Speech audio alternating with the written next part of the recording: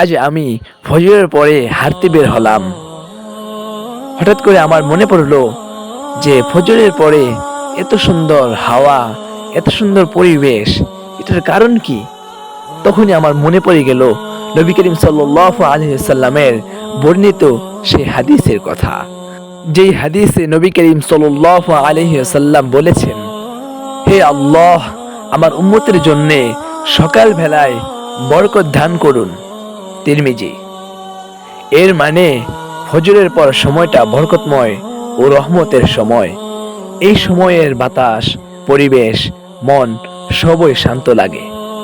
আরো একটি গুরুত্বপূর্ণ হাদিস, রাতের ফেরেশতারা ও দিনের ফেরেশতারা ফজর ও আসরের সময় একত্রিত হয়। সহিহ বুখারী।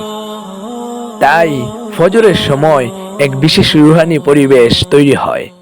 এজন্যে মনোরম লাগে, শান্ত লাগে। ফজরের সময় রহমত, বরকত, শান্তি নাজিল হয়।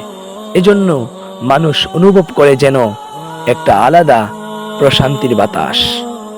আরেক হাদিসে নবী করিম সাল্লাল্লাহু আলাইহি ওয়াসাল্লাম বলেছেন, মুনাফিকদের জন্য সবচেয়ে ভারী নামাজ হলো এশা ও ফজরের নামাজ। যদি তারা জানতো এতে কি ফজিলত আছে, তাহলে হামাগুড়ি দিয়েও হলেও তারা এতে উপস্থিত হতো। সহিহ বুখারী, সহিহ মুসলিম। প্রিয় মুসলিম ভাইয়েরা আমার, তাই আসুন আমরা ফজরের সময় ঘুমিয়ে থেকে আমাদের নামকে মুনাফিকদের লিস্টে না উঠাই। আমরা ফজরের নামাজ আদায় করে প্রকৃত ইমানদার, প্রকৃত মুসলমানদের লিস্টে আমাদের নামকে উঠাই।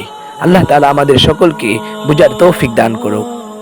আমিন ইয়া রাব্বাল আলামিন।